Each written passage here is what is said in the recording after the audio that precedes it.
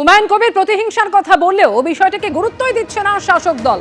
হুমায়ুনের মাথা খারাপ হয়ে গেছে, ভোটে কোনো প্রভাবই ফেলতে পারবে না, কটাক্ষ করেছেন তৃণমূল সাংসদ সৌগত রায়।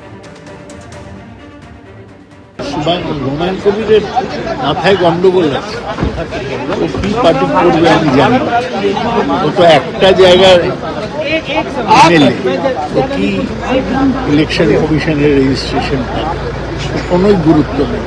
কোনো প্রভাব পড়বে না ইলেকশনে? তার পার্টি ইলেকশনে ও নিজের সিটটা জিততে পারবে। বলছে নাকি মুসলমান ভোট কনসেন্ট্রেট করবে। একেবারে বাজে কথা। আপনাদের থেকে ভোট কেটে নেবে না তো মুসলিম ভোট? কিছু কাটবে। মুর্শিদাবাদে আমরা একচেটিয়া জিতবো। শুরুতেই দুই ছবি রাখবো, একদিকে বিকাশ ভবন আর অন্যদিকে স্বাস্থ্য ভবনের সামনের ছবি।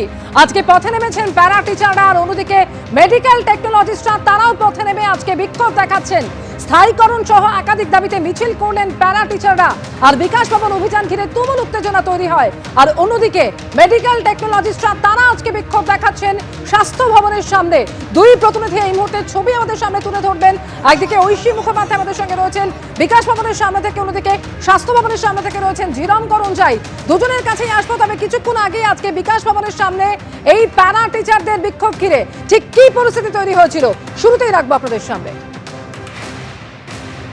মাইনে বৃদ্ধির প্রতিবাদে এবং তার সঙ্গে প্রত্যাহারের দাবিতে দেখতে পাচ্ছ এই মুহূর্তে বিকাশ ভবনের বাইরে তুমুল বিক্ষোভ হচ্ছে, এবং তারই সঙ্গে যে ব্যারিকেড পুলিশের পক্ষ থেকে দেওয়া হয়েছে সেই ব্যারিকেড টপকে ভিতরে আসার চেষ্টা করছেন তারা।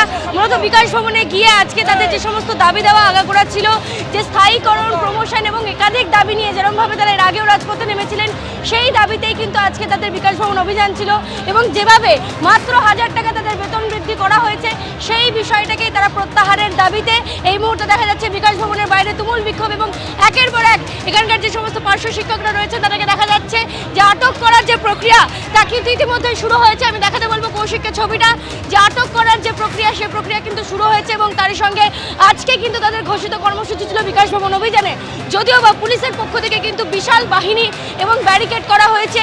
এবং তাদের যে সমস্ত দাবিগুলো তার মধ্যে অন্যতম এই 1000 টাকা বেতন বৃদ্ধি তারা মানেন না। 2009 সালে এই মুখ্যমন্ত্রী তখন বিরোধী নেত্রী ছিল, তখন বলেছিলেন আমরা সরকারে আসলে আমরা প্যারা টিচারদের পার্মানেন্ট করব, স্থায়ীকরণ করব। এবং তিনি বলেছিলেন মাইনে আমাদের স্থায়ীকরণ চাই, আমাদের আমাদের 15 দিন আমরা খাই এই মাইনে, আমরা 20 বছর চাকরি করছি। আমাদের পর্যাপ্ত পরিমাণে আমাদের বেতন দিতে হবে।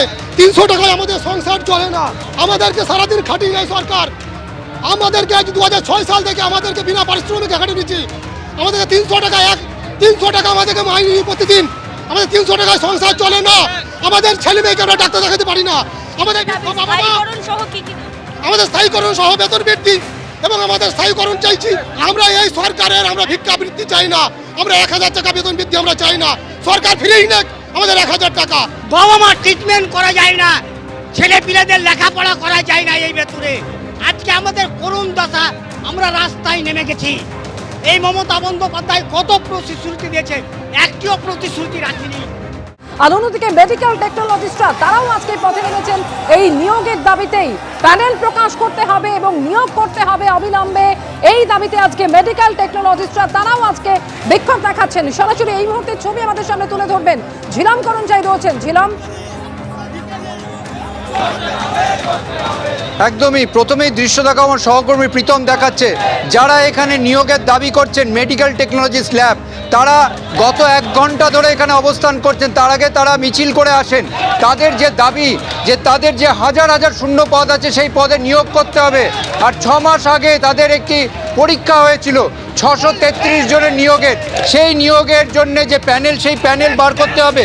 এখানে যারা রয়েছেন, আপনারা এখানে অবস্থান করছেন কি জন্য? 4 জন তো গিয়েছে ভেতরে। আজকে আমরা অবস্থান করছি 633টা যে শূন্য পদ ছিল, সেই শূন্য পদের রেজাল্ট আমরা বিগত 5 বছর ধরে সেই রেজাল্টের জন্যই আজকে আমরা স্বাস্থ্য ভবন অভিযানের ডাক দিয়েছি। পরে এখানে আরো হয়েছে, আপনারা কি মনে করছেন? আমরা এটাই মনে করছি আমাদের ন্যায্য দাবি মেনে স্বচ্ছ প্যানেল লিস্ট বার করতে হবে। 2021-এ যে রিক্রুটমেন্ট আমাদের প্যানেল লিস্ট বেরিয়েছে তার প্যানেল লিস্ট এখনো বেরোয়নি। লাস্ট 8 থেকে 10 বছর এমটি ল্যাবে কোনো রিক্রুটমেন্ট নেই। আমরা যেটা জানি স্বাস্থ্য ভবনের 4টি স্তম্ভ, তার মধ্যে এমটি ল্যাব হচ্ছে একটা স্তম্ভ। সমস্ত রকমের report, biochemistry, histopathology, clinical pathology, সমস্ত কিছু রিপোর্ট আমাদের উপর ডিপেন্ড করে, অথচ আমাদের লাস্ট 10 বছরে কোনো রিক্রুটমেন্ট নেই। আপনারা আজকে যে বসে আছেন কতক্ষণ এরকম অবস্থান চালাবেন? 4 জন তো কথা বলতে গিয়েছেন। আমাদের দাবি যতক্ষণ না মেনে নেবে ততক্ষণ আমাদের এই আন্দোলন চলবে।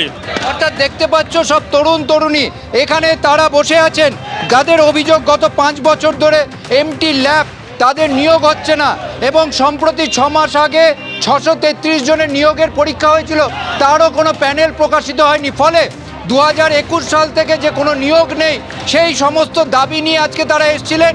স্বাস্থ্য সচিবের সঙ্গে 4 জন দেখা করতে গিয়েছেন, তাদের থেকে সদুত্তর না পেলে এইভাবেই তারা অবস্থান চালিয়ে যাবেন, এমনই তাদের দাবি। এই মুহূর্তে তারা স্বাস্থ্য ভবনের ঠিক সামনে যেখানে ব্যারিকেড করে দেওয়া হয়েছে, তাদের আটকে দেওয়া হয়েছে, আমার সহকর্মী প্রীতম দেখাচ্ছে, সেইখানে তারা অবস্থান করছেন।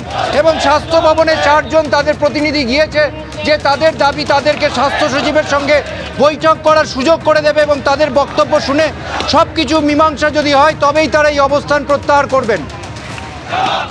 একেবারে নজর থাকবে আমাদের পরিস্থিতির দিকে। ধন্যবাদ ছিলাম তোমাকে, ঐশী তোমাকেও ধন্যবাদ।